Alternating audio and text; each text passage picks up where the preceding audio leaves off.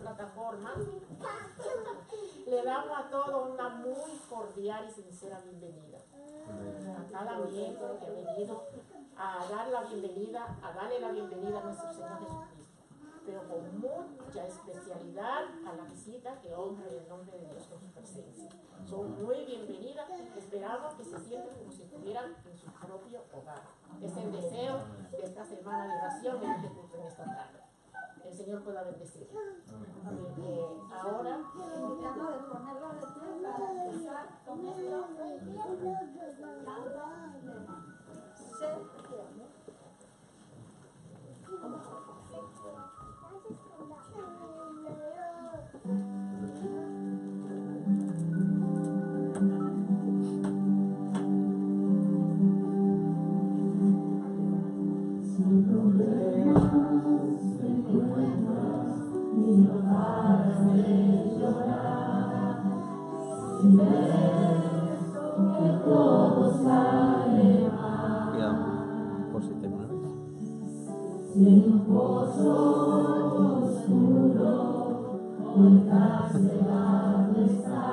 Bacano, barato. Intentemos que se divierten.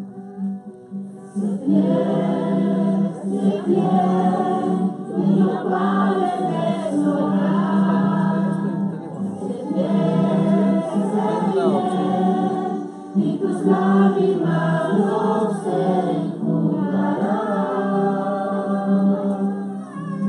y al final verás tu sueño realizar.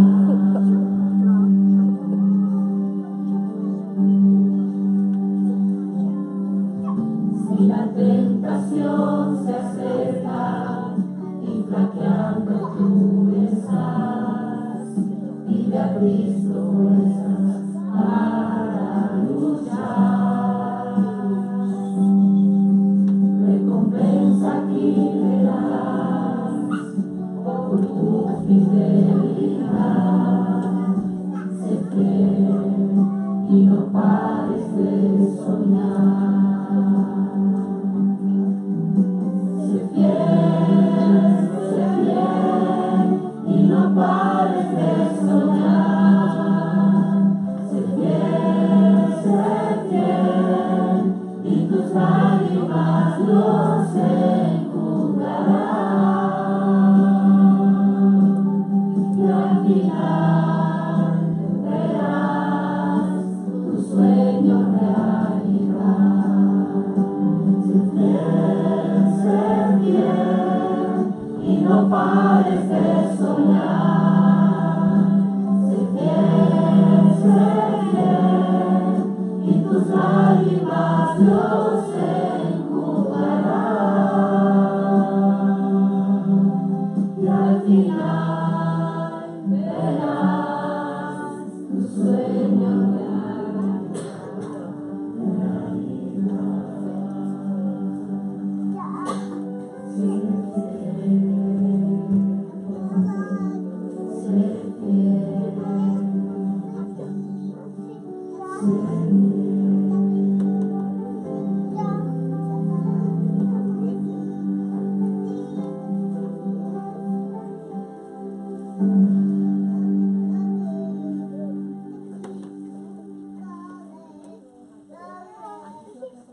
Con esta misma reverencia y para honrar a Dios, tenemos la oración.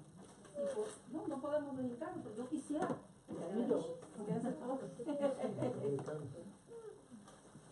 Amado Dios, que moras a tú de los cielos, santificado y alabado sea tu nombre por toda la eternidad. En este momento te damos mil gracias, Jesús, sabemos que tú eres bueno y grande son tu misericordia.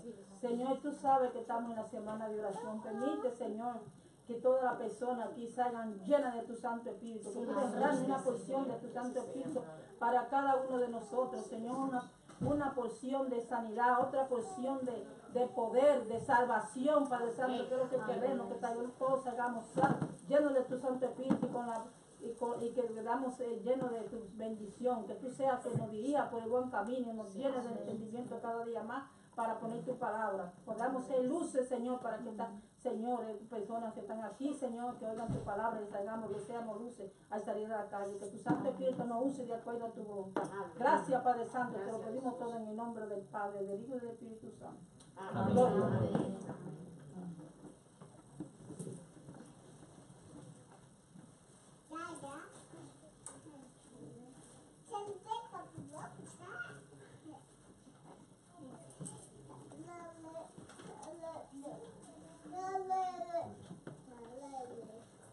Ahora nos vamos a refrescar un poquito la mente con Sofía, que nos trae un especial.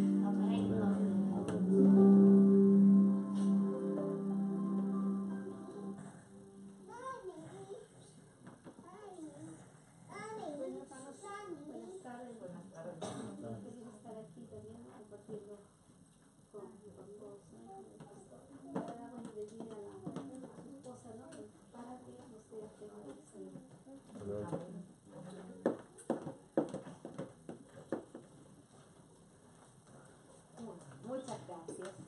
Estamos llegando ya a la mitad de la palabra creación. Estamos llegando a la segunda C de la palabra creación.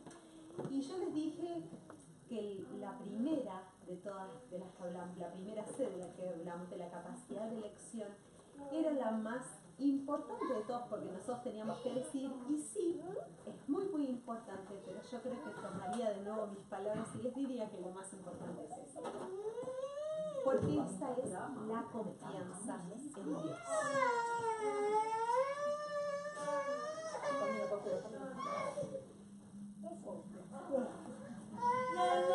¿Por qué la confianza en Dios es la más importante de todas? Dios nos creó para que nosotros nos relacionemos con Él. Nos creó para que tengamos una relación de amistad con Él. Cuando confiamos en Dios, nos transformamos de personas miedosas a personas valientes. ¿Y cuándo nos transformamos en personas valientes? De personas valientes nos transformamos en personas con propósito. ¿Y saben qué? Me gusta una frase que dice que la valentía es el miedo que ya dijo su oración. ¿Qué? La valentía es el miedo que ya hizo su oración. O sea, yo le pido a Dios en el miedo que me ayude y Él es el que me va a dar la valentía para afrontar las cosas. Obviamente yo voy a ser una persona y yo tengo mis limitaciones y tengo miedo a las cosas, pero con Cristo puedo hacer todo lo que quiero. Y hay un estudio de 560 hogares que se hizo en los Estados Unidos que dice que la gente que ora, esto lo hicieron, obviamente no lo hizo una compañía religiosa, sino que lo hicieron unas compañías de salud para saber cómo la gente reaccionaba, porque los doctores cada vez ven más la relación entre oración y curación cuando están en los hospitales y todo, y además la actitud positiva que tienen estas personas en los hospitales. Entonces hizo este estudio de 560 hogares en donde la gente que ora son más felices, son más satisfechos, tienen mayor sentido de hacia dónde van en la vida, o sea, tienen un destino hacia dónde van, son gente de propósito, menos enfermedades sufren y tienen menos problemas y tienen menos dificultad en sus relaciones con otras personas. Me parece muy interesante, tengo un montón de estudios para mostrarles hoy con respecto a eso. Y confiar en Dios tiene la potencia de influenciar nuestra salud mental y nuestra salud física. Y está comprobado que las personas que están en hospitales con cualquier tipo de enfermedades van a tener un tercio más de chances de salir de la enfermedad simplemente por tener una actitud de confianza en Dios. Porque ¿qué es lo que pasa cuando yo confío en Dios? Dice que cuando confiamos en algo que está afuera de nosotros, o sea, no confiar solamente en nosotros mismos y en las fuerzas que nosotros tenemos para algo, cuando confiamos en algo afuera de nosotros, nos hace más positivos para enfrentar ese problema, esa afrenta que estamos superando. Y como dijo Jesús, tu fe te ha hecho completo. O sea, la fe nos completa, nos hace realmente. Hay otro estudio de 855 chicos del secundario, cuando terminaban el secundario, yo no sé si aquí lo llaman seniors también.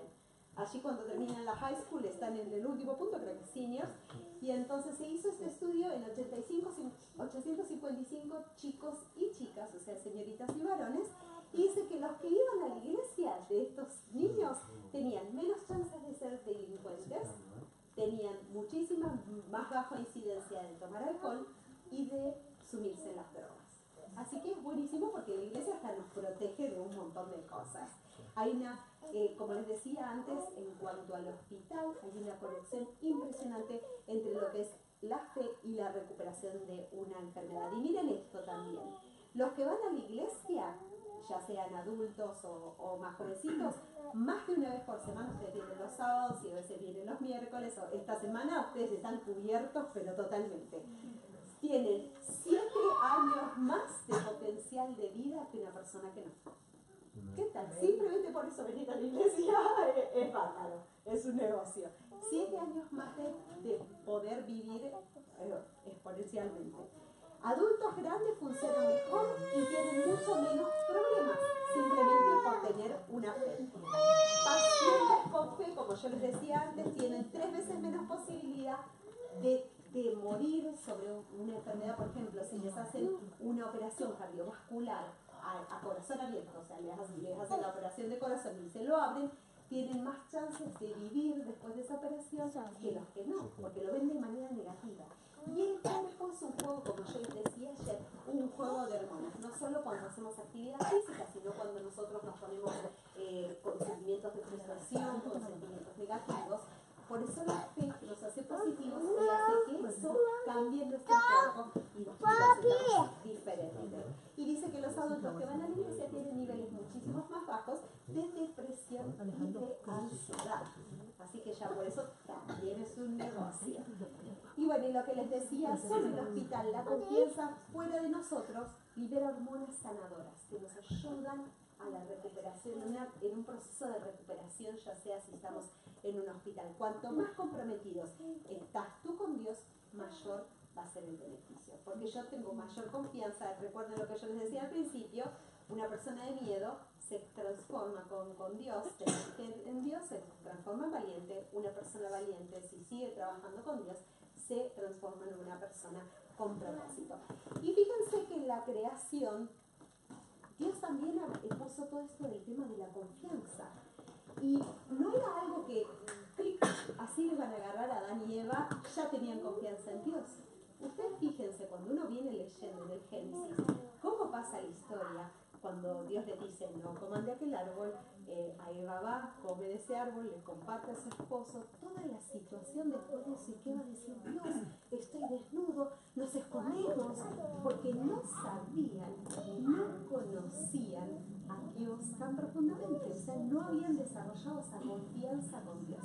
Así que fíjense que esta misma trabajo de relacionarse y de tener confianza con Dios hasta que Él camina por el huerto y viene, les cuenta cuáles van a ser las consecuencias, les cuenta cuál va a ser el plan, les muestra que Él podría haberlos borrado, haber dicho, bueno, hago un planeta nuevo con nuevos, a Adán y Eva les pongo otro nombre y empezamos todo de nuevo, pero Él dijo, no, les traigo una solución y ellos desarrollan confianza en un Dios que tiene un amor infinito por el alma pecadora, como en ese momento habían sido Adán y Eva, ¿verdad? Así que desde ese momento del Edén nosotros ya vemos el desarrollo de la confianza, que es un trabajo.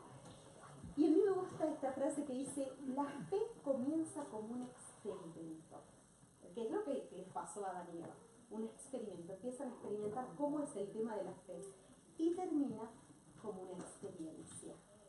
Cuando yo hago de algo experiencia, lo hago propio y ya nadie me lo puede quitar, porque yo ya aprendo a confiar en un Dios y ya va a ser propio, y esto me va a ayudar un montón. Y Dios nos dice, tienes que tener mucha fe para que estas cosas sucedan, para que te sanes. ¿Qué dice Dios? Hay un versículo que a mí me encanta, si tuviera fe, ¿cuán grande es la fe que tenemos? Como un grano de mostaza. ¿Cuántas cosas haríamos con un granito de mostaza? Me acuerdo que hace muchos años un predicador vino a mi iglesia y nos regaló a todos un señalador, en mi iglesia de 1000 miembros, no sé cómo hizo el pobre, y nos regaló a todos un señalador con un granito de mostaza para que visualicemos cuán pequeña tenía que ser aquella fe para que Dios hiciera obras tan importantes en nosotros. Así que fíjense qué pequeñito es donde tenemos que empezar con ese punto de la confianza. Y miren cómo podemos desarrollar la confianza, pasando tiempo juntos. Si yo no conozco a la persona, en este caso a mi Dios, si yo no lo conozco, ¿cómo voy a confiar en él? ¿Cómo voy a haber probado? ¿Recuerdan? Lo de empieza como un experimento, termina como una experiencia. Tengo que experimentar para tener una experiencia con él, realmente confiar en ese Dios plenamente. Buscar un lugar tranquilo. Hace 2 retiros de mujeres, la predicadora que vino a dar el retiro de mujeres en Kansas, en el lugar donde hacemos el retiro, al finalizar todo, ella fue compañera mía cuando hicimos high school juntas, y una chica amorosa, nos había tejido a mí y a otra esposa de pastor, que fuimos las 3 compañeras, una mantita. Era una mantita de crochet hermosa, hasta con un prendedorcito lindo, que es mi mantita de oración. Y ella me dijo, busca un lugar especial en tu casa y levantate y hacer tu culto con esa mantita de oración. Busquen un lugar, un sillón, una silla mecedora, un lugar en un parque, banquito de plaza que les guste porque tiene un arbolito, porque se escuchan mucho los pajaritos, donde fuera, un lugar especial para encontrarnos con Jesús que sea tranquilo. Lean las escrituras, porque si yo leo, yo conozco. Esa es la manera como yo voy a conocer a mi Jesús. Yo conozco lo que Él hizo en el pasado, en el antaño con otros, cómo salvó, cómo curó, cómo levantó de los muertos. ¿Por qué voy a temer? Voy a tener valentía. ¿Qué miedo voy a tener si yo tengo ese Dios conmigo? Oren, porque la oración es ese feedback, ese ida y vuelta con Dios. Él me cuenta por medio de la Biblia lo que yo tengo que hacer, qué decisiones tengo que tomar, cómo las tengo que tomar. Y yo le cuento a él mis problemas y hablo con él. Discuto con él, podríamos decir. A veces alguna cosa no me gusta porque yo no veo toda la fotografía completa, como dicen. Yo no la veo, pero él sabe y él me explica y él me dice por medio de la oración. Lean libros cristianos que nos desarrollan. Si estudiamos para tener una carrera, para tener un título y nos especializamos, yo lo mismo les digo siempre a los matrimonios y a los que son papás. Si para hacer una carrera ponemos tanto esfuerzo, estudiamos horas para tener un título, ¿cómo no vamos a leer para ser papás o para ser esposos? ¿Qué pensamos que las cosas vienen así? No, leamos, aprendamos sobre este Dios. Vámonos, hay libros profundos y hermosos en los libros de Elena G. White, ni les digo que nos amplían toda la Biblia y nos hacen un espectro muchísimo más grande del amor infinito que tiene Dios con nosotros. Y relaciónense con gente positiva. Siempre hay de esas personas que yo llamo palmeras, esas personas que parece que hay un oasis abajo y uno ya ve a esa persona y va y se sienta, porque es tan lindo escucharlo, porque esa persona habla, tiene cariño, tiene amor, habla de Jesús, porque lo vive. Siéntense con esas personas, charlen, cuando tienen algo que preguntar, pregunten. Y miren cómo cambia a las personas la fe o la confianza o el estudiar la Biblia, por ejemplo. A mí me gustó una historia que hace muchos años contaron mis padres, nosotros teníamos algo llamado el encuentro juvenil en mi iglesia. Y mi papá y mi mamá habían leído, ellos a los que dirigían eso, y habían leído un libro que se llamaba Pitcairn. No sé si algunos están enterados con esa isla, pero esa fue una isla en donde llegaron unas personas que estaban adentro de un barco que había ocurrido un motín en ese barco. O sea, se rebelan contra el capitán del barco y terminan yéndose a esa isla porque sabían que si no se iban a un lugar desconocido, eran personas muertas. O sea, rebelarse, hacer un motín, era decir sentencia de muerte, porque si ellos volvían, iban a morir. Y entonces ellos se van a esta isla que no estaban las coordenadas. En los mapas y toda esa isla no aparecía y ellos se van allí. Entre todas las personas, el que comienza el motín era Fletcher Christian, y todos los hombres habían buscado mujeres de Tahití, o sea, ya tenían sus esposas elegidas, digamos, y se van a esta isla y empiezan en esta isla a vivir todos juntos, y uno dice, bueno, se aíslan, la maldad se aísla también, ¿no? Cuando uno se aísla, no. En la isla empezaron a buscar cosas para hacer bebidas alcohólicas, producen bebidas alcohólicas, empiezan a pelearse entre ellos, empiezan a sacarse a las mujeres unos a otros, empiezan a matarse porque se sacaban a las mujeres, y Fletcher Christian, desesperado, sin saber qué hacer, se va a una cueva y encuentra su baúl de pertenencias que estaba en el barco, que él lo había llevado ahí porque habían quemado el barco para que nadie se escape y nadie diga dónde estaban. Así que se había traído ese baúl, y en el baúl tenía una Biblia allí adentro que su mamá le había puesto. Y entonces empieza a leer la Biblia y dice, ya sé qué voy a hacer. Les voy a dar escuela a estos niños con la Biblia.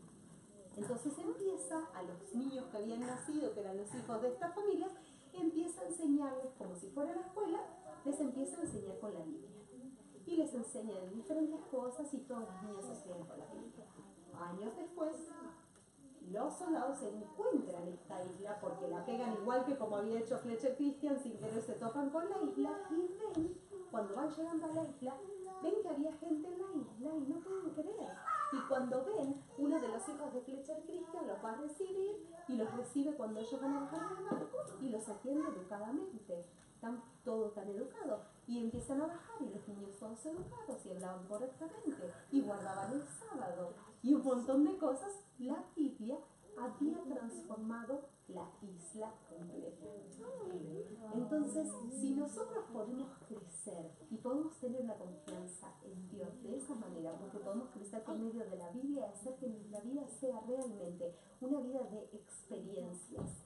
O sea, que ya pasamos el experimento, que ya dijimos, Señor, te pruebo, como dice, probadme, dice el Señor, y lo probamos y hacemos esto una experiencia, nuestra vida puede cambiar por completo. De una vida que era vaga, una vida que estaba en el alcohol, una vida que estaba en tantas cosas, puede ser una vida educada, puede ser, y que podamos realmente tener una comunidad en lo que nosotros podamos, que hagamos un pedacito de cielo, y que nosotros, ya sea que estamos al lado de la cama de un hospital acompañando a un enfermo, o enfermos, nosotros en la cama dándole ánimo al de al lado, como vi tantas veces, que nosotros podamos ser siempre una lucecita para otros y mostrarles que la confianza en Cristo es una de las cosas mejores que mantiene nuestra vida por siempre.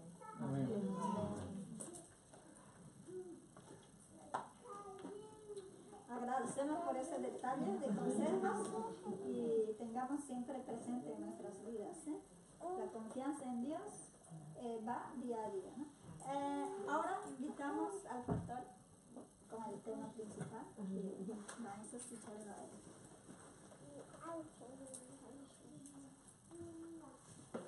Muchas gracias. Este sábado tenemos un bautismo que va a ser un broche de oro. Son los momentos más lindos que tenemos cuando ver de que personas dicen: yo quiero poner mi vida en orden, quiero que me ayude, no quiero que la iglesia, no quiero que el pastor, sino que sea Dios que nos ayude y comenzar una vida nueva. Pero una vida nueva ahora con Jesús. Que nos abra nuestros ojos espirituales para que también nuestros ojos físicos puedan ser abiertos a través de su palabra. Hoy nos toca estudiar el quinto milagro que enumera Juan. No son los únicos milagros, pero Juan eligió 7 milagros que Jesús hizo para mostrarnos que Él es el Salvador y para que nosotros creamos y podamos tener vida eterna. Dice el versículo 16, San Juan capítulo 6, 16. Al anochecer,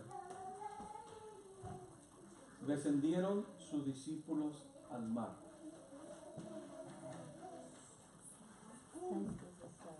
6:16. 6:16.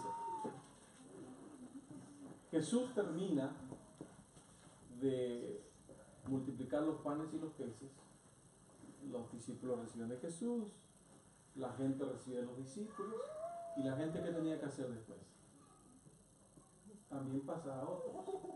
Y seguía la cadena de Jesús, los discípulos de la gente que estaba ahí, la gente a sus vecinos, y así los vecinos, y se iba desparramando el mensaje. Es la misma forma que nosotros transmitimos el mensaje de Dios. Recibimos de Jesús, compartimos con otro, eso se comparte con otro, y así se va desparramando, ¿no? La gente quedó impresionada por lo que había visto. Y la gente llegó a la conclusión de que no había otra persona indicada para coronarlo rey que Jesús. Si tenemos hambre, Jesús hace comida. Si estamos enfermos, Jesús nos sana. Y por supuesto, si hasta morimos peleando, Jesús tiene poder para sanarnos y para resucitarnos. Así que la gente tenía el deseo de hacer a Jesús rey. Eso es lo que estaba pensando. Los discípulos, por otro lado, también estaban de acuerdo porque ellos querían ser ricos y famosos, querían ser, ¿no es cierto?, famosos, y querían ocupar lugares especiales al lado de Jesús. Pero Jesús, la gente estaba pensando en hacer rey a Jesús. Los discípulos también querían que Jesús fuera rey. Y Jesús estaba pensando en hacer la voluntad del Padre. Y hubo una crisis, porque la mayoría quería una cosa y solamente Jesús sabía que lo que la mayoría quería no era lo correcto. Y es por eso que la Biblia dice que Jesús volvió a retirarse al monte solo a orar, para entrar en contacto con Dios. Y aquí, en este momento, Jesús le habla a los discípulos. Y en la Biblia encontramos distintas formas que Jesús habla. Muchas veces Jesús nos invita. Tenemos un canto que dice, ¿no? En el calendario era 2:22, me acuerdo. Tierno y amante Jesús. Es una invitación. Venid a mí todos los que estáis trabajados y cargados, y yo os haré descansar. Y aquí yo estoy a la puerta. ¿No es cierto? Son invitaciones que nos hace Jesús. En la invitación, tú y yo tenemos la posibilidad de decir sí o de decir no. Podemos decir no, yo quiero seguir cansado, o yo quiero decir sí, yo quiero hallar descanso en Jesús. Pero a veces la Biblia nos dice que Jesús tuvo que hablar con autoridad. Cuando Jesús habló con autoridad, es la autoridad del cielo, la autoridad divina. Nadie podía decir, no, a mí me parece que no. No, yo no estoy de acuerdo. No, yo esto no lo voy a hacer. Al día, si cuando me dé la gana lo hago. Cuando Jesús hablaba con la autoridad del cielo divina, la gente tenía que hacer lo que Dios hablaba.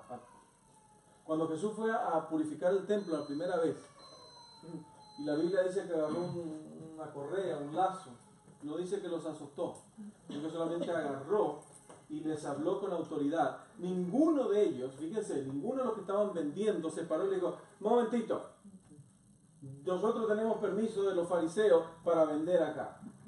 Y nosotros pagamos una comisión. Y la junta de iglesia nos autorizó a nosotros acá. Así que no nos vamos a ir porque nosotros tenemos permiso. Ni nadie. Porque Jesús les estaba hablando con autoridad. Le dijo, y acá se van y se tuvieron que ir.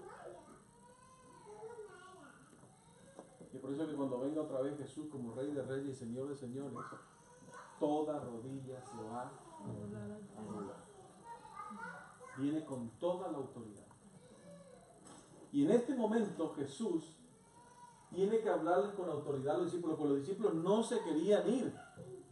Y si ustedes leen los evangelios, se van a dar cuenta que Juan dice que al anochecer descendieron.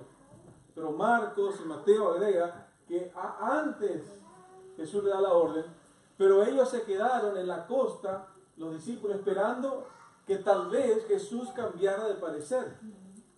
Y que Jesús llegara un momento y decir, oh no, lo que mis discípulos tienen razón, ellos tienen razón.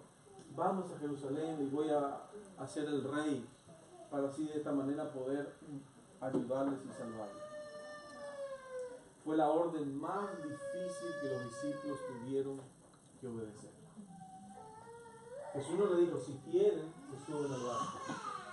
Cuando gusten, se van. Jesús le da la orden y le dice, se van y se tienen que ir. Pero los discípulos no obedecieron enseguida, se quedaron ahí esperando a ver si Jesús cambiaba de parecer. ¿Creemos nosotros que Dios cambia? No, los discípulos no conocían todavía a Dios, no conocían a Jesús. Jesús no cambia. Él no es hombre. Cuando dice algo, lo cumple. Y por eso nosotros creemos adventistas que cuando Jesús dijo que va a venir, ¿qué va a pasar? Va a venir. Sí, punto. No estamos aquí esperando que cambie de opinión. Y vuelve Jesús ahora a la multitud. Y dentro de la multitud había gente muy importante, muy respetable, porque se estaban yendo para la Pascua. Y Jesús tiene que hablarle a esa gente con autoridad. Y le dice, se van a sus casas. Porque si no la gente no se iba. Si Jesús le hablaba, decía, bueno, yo pienso que no es buena idea que ustedes lo que tienen en la mente. No, ya tenían en la mente y dice, querían hacer a Jesús rey. Dice, venían para apoderarse de él. No venían a decirle a Jesús, nos gustaría invitarte. Venían por la fuerza a llevarlo a Jesús. Y entonces ahora Jesús tiene que hablarle con toda autoridad. Nuevamente dice, se van. Y ninguno pudo decir, no vamos a ir. Todos tuvieron que obedecer. Y todos se fueron. Y Jesús sube al monte ¿a qué? En momentos de crisis, en momentos de dificultad, Jesús también entraba en comunicación con el cielo y se ponía a orar. Dice la Biblia que entrando en la barca iban cruzando en el mar hacia Capernaum y estaba ya oscuro y Jesús no había venido a ellos. Y se levantaba en el mar un gran viento que soplaba. Cuando habían remado como 25 o 30 estadios, vieron a Jesús que andaba sobre el mar y se acercaba a la barca y tuvieron miedo. Los discípulos se subieron de mala gana al barco. No querían subirse. Y se suben al barco y en el barco empiezan a navegar, a avanzar y se ponen a pensar algunas cosas. Empiezan, dice, el reproche unos a otros. Porque ellos pensaban que Jesús no aceptó ser agarrado por la fuerza y llevado porque Jesús era muy tímido. Pero que si lo agarraban así por la fuerza a Jesús y lo llevaban, entonces Jesús ahí iba a aceptar. ¿No era eso lo que quería Judas?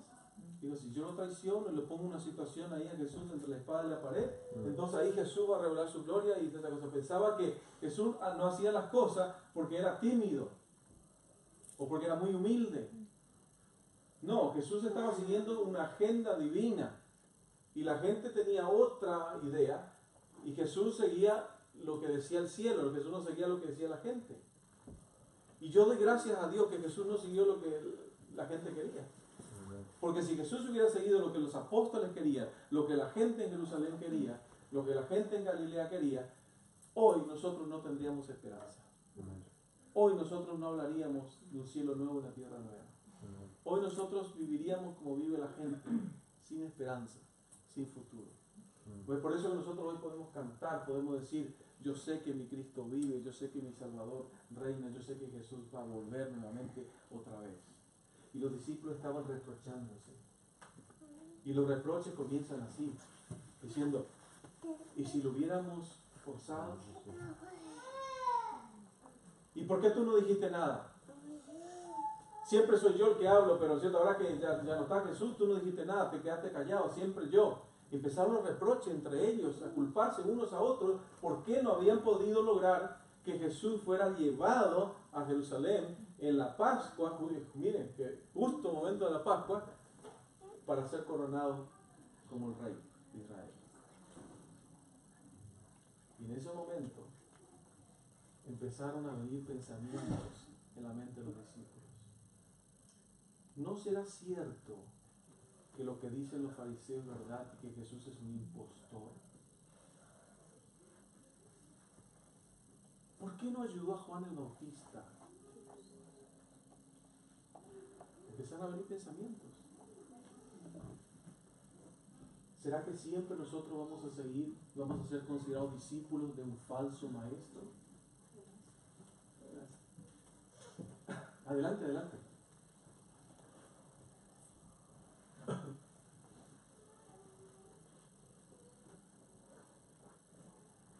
Y empezaron a pensar esto. Y se le apoderó una incredulidad a sus mentes. Empezaron a dudar del amor de Jesús.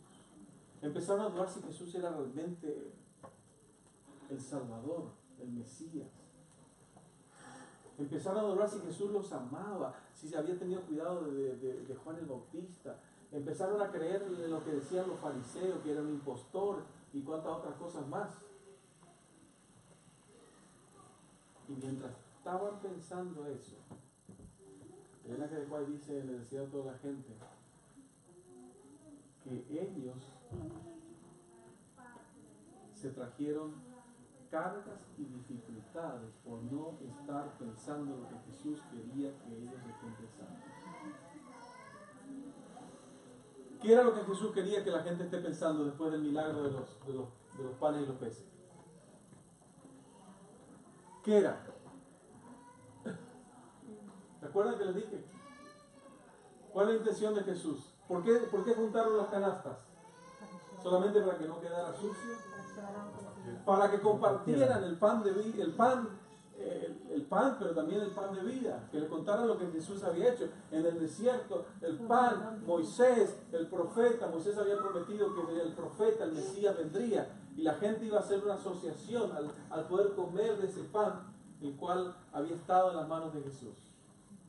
Y los discípulos, en vez de estar pensando en cómo distribuir el pan, cómo poder compartir, porque comienza esta historia cuando Jesús lo quiere reunir a los discípulos y darle instrucciones para que ellos puedan ir a Galilea a predicar. Y ahora como que la gente viene a Jesús, la gente siguió a Jesús por tierra, por mar, y Jesús tuvo compasión de ellos. Jesús ahora hace la multiplicación de los panes y los peces. Y los discípulos, en vez de ir pensando en la barca, ¿cómo vamos a distribuir esto? ¿Cómo vamos a llevar? ¿Cómo vamos a compartir con aquella persona, con aquella ciudad, con aquel conocido acerca de Jesús, el Salvador, el Mesías? Iban pensando en otra cosa que no tenían que estar pensando. Y cuando nosotros pensamos en cosas que no tenemos que estar pensando, decía toda la gente, dice el ángel de Juan, que nosotros no traemos cargas y dificultades a nuestra vida. Nosotros a veces culpamos a otros de los problemas, pero cuando nosotros no estamos pensando en lo que Jesús quiere, nosotros nos traemos cargas y dificultades a nuestra vida. Había dos señores que se encontraron. Dice, ¿cómo pasaste anoche? Mal. ¿Por qué? Porque puse mi cabeza en la almohada y me empecé a acordar de mis problemas y de todas esas cosas y se me pude pegar un ojo, no dormí nada. ¿Y tú cómo dormiste? Yo bien. Antes de acostarme, abrí la Biblia, leí un versículo, pensé en ese versículo, me quedé dormido y dormí como un angelito. Amén. Es importante lo que nosotros pensamos. Fíjense lo que dice, vamos juntos a Filipenses 4.8. Filipenses 4.8. Está Efesios, Gálatas, Efesios, Filipenses, antes de Colosenses.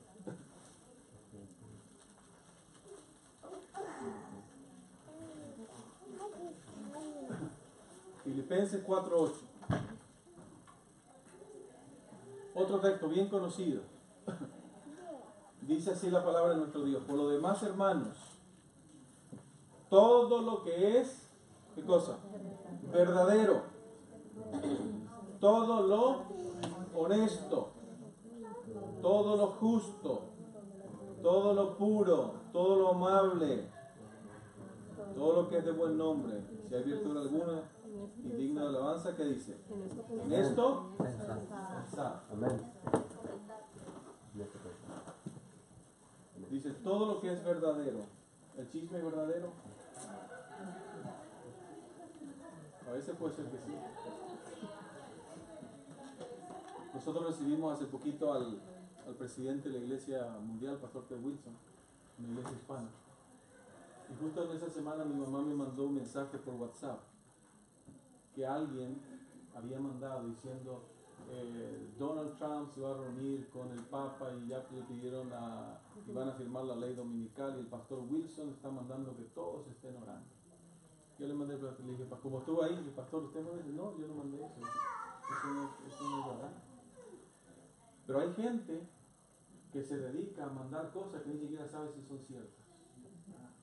Por Facebook, por lo que sea. Recuerda que la Biblia dice, todo lo que es verdadero. ¿Okay?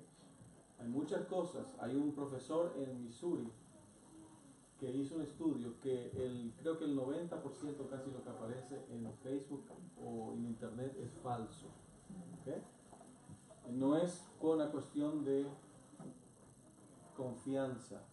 Que usted va a estudiar en una universidad y dice, yo leí en el Facebook que en tal cosa y que el maestro le va a decir, I'm sorry, tráeme un libro, dónde lo leíste, la página del libro y dónde se encuentra el título, el autor de ese libro, para saber si eso hay algo escrito ahí, si es cierto o no es cierto. En las campañas políticas ahora se dieron cuenta, ¿cierto? Está la noticia, dice que el fulano dijo tal cosa, ¿no es cierto? Y el otro partido saca otra cosa, la noticia, un montón de cosas. ¿Okay? Fíjense lo que dice la Biblia. Y quiero decirle esto, hermano, estoy haciendo un paréntesis a propósito. Porque nosotros como iglesia, como hermanos adventistas, a veces estamos pensando en un montón de cosas que Cristo no nos mandó que estuviéramos pensando, y lo que tenemos que hacer no lo estamos haciendo. ¿Okay? Todo lo que es verdadero, ¿okay? Hay muchas cosas que son verdad, pero hay otras cosas que no son verdad. Por eso la Biblia también, Pablo dice, examinadlo todo y retenerlo. Bueno, hay que examinar. Yo no puedo creer cualquier cosa que se viene y que me dicen a mí. Yo tengo que examinar lo que se dice. Yo no puedo creer cualquier cosa. Dice todo lo que es honesto, todo lo que es puro, ¿no es cierto? Ahí sigue el fin, todo lo que es amable también. ¿Okay? Hay gente que dice, no, a mí me gusta decir la verdad, ni me importa a quién le guste. No, y el Camino a Cristo tiene una cita de las más bellas, página 11. Jesús nunca suprimía nada, ni una palabra de la verdad, pero siempre la expresaba con amor. ¿Okay? Jesús no decía a la gente, no se preocupen, si no me aceptan, no importa, yo los quiero igual. Jesús decía las cosas y muchas veces las decía con lágrimas. ¿Okay? Yo quiero decirles esto, hermano. Estamos pasando por una crisis en nuestra iglesia, de que lo que tenemos que estar haciendo no lo estamos haciendo, estamos pensando un montón de otras cosas. ¿Okay? Le voy a dar un ejemplo que me pasó a mí. Viene un hermano y me dice, pastor, estoy mirando unos videos, dice que nosotros tenemos que decir el nombre de Jesús, no hay que decir Jesús, hay que decir Yeshua en hebreo. Y dice, estamos estudiando, nos estamos reuniendo los viernes, cuántas cosas más. Porque decir Jesús, nosotros decimos Jesús, en inglés Jesus, Jesús en griego, Yeshua en hebreo, dice es tomar el nombre de Dios en vano, pero no lo estamos pronunciando bien. Y todo un estudio. Yo le pregunté, ¿cuántas personas han traído a Cristo? No, pastor, está difícil, la gente no quiere escuchar. Porque están metidos en cosas que no es cierto. ¿Usted cree que, o sea, y yo le dije, mira, yo no sé si el Yeshua, cómo se pronuncia, yo no, eso no me encuentro en la Biblia que nosotros tenemos que pronunciar, ¿no es cierto? ¿Cuántos, no es cierto, dicen Juan, John, no sé, o lo que sea, ¿no es cierto? Joe, no me importa. Pero sí yo sé lo que mi esposa estaba diciendo de la experiencia. Yo sé que cuando yo he orado en frente de personas endemoniadas, yo nombro el nombre de Jesús, Satanás no puede escuchar ese nombre. Así que algunos pueden decir que sea Yeshua, Jesús en griego, Jesus o lo que sea, ¿no es cierto? Pero hay gente así que está buscando alguna cosita, y cuanto más rara es la cosa, ¿cierto? Parece que más interesante es. Y lo que Jesús nos mandó hacer, ¿cuál es la gran comisión que nos mandó Jesús? Predicar el Evangelio. Por tanto, id a todas las naciones y predicar, ¿o no? No, ahí está, hacer discípulos. Jesús no nos dice. Hay gente a veces que se para ahí, ¿no es cierto?, en la esquina y está diciendo y predicando, ¿no es cierto? Predique. Entonces dice, fuimos a hacer la obra de Dios. La obra de Dios es hacer discípulos. Y hacer un discípulo no se da tan fácil. Hacer discípulo lleva tiempo. Hay que hacerse amigo, hay que ganar la confianza de la persona, invitarlo, la persona nos conoce. No, pues yo pensé que eran raros esta gente, ¿no? No conocernos. Y entonces la persona empieza a conocer a Jesús a través de la Biblia y a tratar de imitar lo que Jesús hacía a través de estas cosas. Y yo quiero, hermanos, de todo corazón, nosotros tenemos que estar haciendo lo que Jesús nos ha pedido. Porque si no, muchas veces nosotros mismos nos vamos a traer cargas y dificultades a nuestras vidas. Nos vamos a traer cargas y dificultades a nuestras vidas. Nosotros a veces decimos, está dura la vida, qué problemas, todas esas cosas. Pero a veces porque estamos pensando un montón de cosas que no tenemos que estar pensando, nos traemos cargas y dificultades a nuestra vida. Qué lindo sería si nosotros ponemos promesas de la palabra de Dios en nuestra mente. Qué lindo sería si ponemos versículos de la palabra de Dios. Un día un pastor me contó que vino alguien a pedirle consejo y el pastor nunca había escuchado esa pregunta, no sabía qué hacer. Dice, lo único que se me vino fue y le dije un versículo de memoria. Dije, yo en vez de decirle algo que yo ni sé, nunca había escuchado, ni sabía qué aconsejarle, porque a veces la gente viene y no dice ni siquiera qué aconsejarle. Y el pastor le recitó un versículo y cuando terminó, la persona dijo, gracias, porque era eso exactamente lo que yo necesitaba. Entonces el pastor dijo, yo me estar aconsejando a la gente, voy a empezar ahora a darle versículos. Viene alguien, ¿no es cierto?, con algún problema y a compartir un versículo de la palabra de Dios. Tengan cuidado, porque hasta así como a los discípulos le pasó, te puede pasar a ti. Y este hermano que yo le conté de Yeshua, el Hamashiach y todas esas cosas que está investigando, hoy ya no está más en la iglesia. Hoy ya no es más ni cristiano. Hoy ya dejó a su esposa, luego porque se fue metiendo en un montón de otras cosas y hoy ya ni cree en la palabra de Dios. Hoy ya piensa que la Biblia es un libro cualquiera. Y se ha alejado de su familia y todas esas cosas. Pero nunca ha pensado en cómo ganar un alma. En la familia de mi papá, le comparto cosas reales y demás. Mis tías siempre tuvieron miedo a la persecución. Y siempre desde que yo nací estaban con eso, la persecución. Nunca llevaron un alma a Cristo. Pero siempre estaban pensando. Solamente ese era los temas que hablaba, que decía, tía, solamente eso es lo que la Biblia dice. O sea, sí, pero yo quiero preparar. Entonces una tía mía se agarraba, ya está muerta, ya descansa en el Señor, pero se agarraba los signos y decía, porque voy a aprenderme los signos, porque no vamos a tener himnario. Entonces aprendía los signos de memoria. Pero solamente eso. Pero nunca pudo llevar a una sola persona a los pies de Jesús. Y lo más triste, que ni a su propia hija, ni a sus propios nietos. Porque empezaban muchas veces nosotros ponemos cosas que no tenemos que estar pensando y Satanás aprovecha y empezó. Es más, los discípulos en este momento eran incrédulos. Habían visto el milagro de Jesús, pero en este momento de la tormenta de la noche se tornaron incrédulos porque empezaron a pensar cosas que no tenían que estar pensando. Empezaron a creerles más a los fariseos. ¿Y saben qué? Jesús le mandó una tormenta para que cambiaran su pensamiento.